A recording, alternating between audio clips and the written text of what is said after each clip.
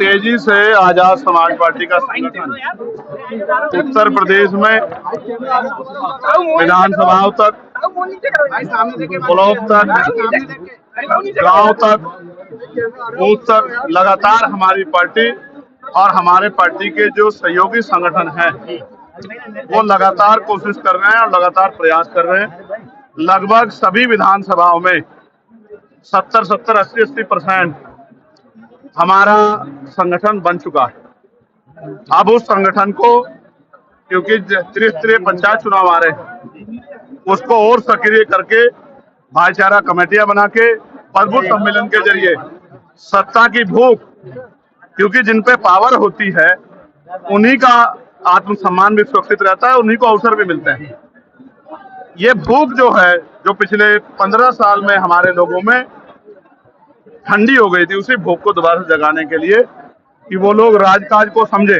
जब राजकाज होगा तभी तरक्की होगी, तभी अन्याय रुकेगा, तभी शिक्षा मिलेगी, तभी अच्छा इलाज मिलेगा, तभी रोजगार मिलेगा, तभी जमीनें मिलेगी, तभी इंडस्ट्रियल एरिया लगेंगे। ये बात समझाने के लिए हम लोग हर मंडल समीक्षा कर रहे हैं। आज आगरा में ये समीक्षा हुई है। शाम के समय फिर एक बार पार्टी के वरिष्ठ नेता और क्षेत्र के बुद्धिजीवी लोगों के साथ, व्यापारियों के साथ एक चर्चा होगी। फिर कल अलीगढ़ हम लोग जाएंगे। इसी तरह से ये संघर्ष का कार्यक्रम चलता रहेगा। अगले शुक्रवार को हम लोग दूसरे मंडल की तरफ प्रस्थान करेंगे। सेना के जयकारे लगा के भारतीय जनता पार्टी लगातार, और जो प्रधानमंत्री है वो कह रहे हैं कि मेरे लोगों में सिंदूर बह रहा है। क्या कहना चाहिए? नहीं, ये पूर्ण रूप से पॉलिटिकल बयान है। उन्होंने जाके बॉर्डर पे लड़ाई नहीं लड़ी है। जितने जवान शहीद हुए, मैं उनके परिवारों के लिए संवेदना प्रकट करता हूं। और मैंने सरकार से मांग की थी कि उनको 1-1 करोड़ रुपए का मुआवजा मिलना चाहिए। प्लस जो जिनकी जान गई है, जो भारतीय नागरिक थे, उनको भी 1-1 करोड़ रुपए का मुआवजा मिलना चाहिए। मांग मैंने उठाई थी। तो मैं भारतीय सेना के जिंदाबाद के नारे इसलिए लगा रहा हूँ कि भारतीय सेना ही है जिसकी वजह से हम लोग चैन से पढ़ के घर में जी करनी चाहिए। लोकतंत्र है, सबको अपनी बात रखने का अधिकार है। हम कमजोर वर्गों का नारा जो बहुजन समाज के लिए है, SC, ST, OBC और माइनॉरिटी के लोगों के लिए है, जो पिछले 40-45 साल से हमारे महापुरुषों ने संघर्ष करके जो भाईचारे के बीज तैयार किए हैं, उन्हीं को मजबूत करने का काम हम लोग कर रहे हैं। मैं नारों पे नहीं जाता। नारे तो मोदी जी भी अच्छे लगाते हैं, नारे तो अन्य पार्टी भी अच्छा लगाती है, लेकिन क्या उसका फायदा जनता को मिलता है? तो नारों में कुछ नहीं रखा। कथनी और करनी में जिनके फर्क हैं, देश प्रदेश उनको भी जानता है कि उनको उन सरकारें में आने पे उन्होंने क्या क्या हस्ल जो है कमजोर वर्गों किया है, लेकिन छिपाव नहीं। अभी त्रिस्तरीय पंचायत चुनाव में आप देख लेना, आजाद समाज पार्टी उत्तर प्रदेश का सबसे बड़ा दल बन के सामने आएगा। इस बात को मेरी आप याद रखना, क्योंकि बेमार में आजाद समाज पार्टी के साथियों ने, ये तो लोग चुनाव में निकलते हैं 24 घंटे 7 दिन, वो समाज की सेवा के लिए, बहन बेटियों के सम्मान के लिए, नौजवानों किसानों के रोजगार और उनके समस्याओं के हल के लिए सड़कों पर रहते हैं। इसलिए जनता का विश्वास आजाद समाज पार्टी के साथ बढ़ रहा है। बाकी दलों को उन्होंने आजमा के देख लिया है, और अगर वो दल अच्छे होते तो उनकी सरकारें क्यों बदलती? आप सोचो, जिनकी सरकारें बदली हैं तो जनता ने तो बदला, इसलिए तो बदला कि उन्होंने अच्छा काम नहीं किया, तो उनको काहे को मौका देना?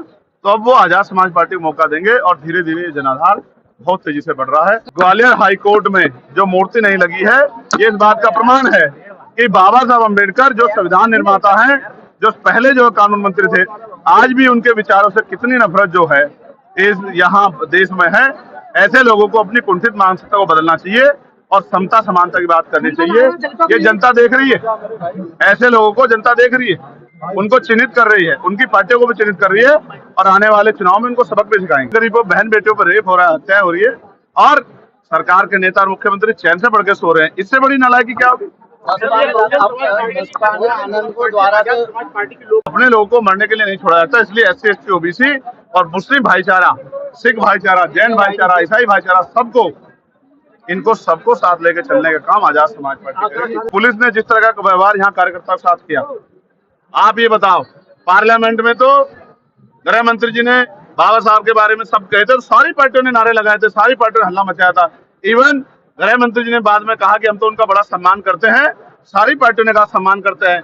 यहाँ बाबा साहब के जो टैल लगी हुई थी, उस पर जिस तरह का अपमान किया गया, आगरा में वो ग्वालियर में जो अपमान किया गया, उस पर दल क्यों चुप है? क्योंकि वहां आपको पता है कि वो बाबा साहब का सम्मान जो है और उसमें वोट का नफा नुकसान भी है, इसलिए आप चुप हैं।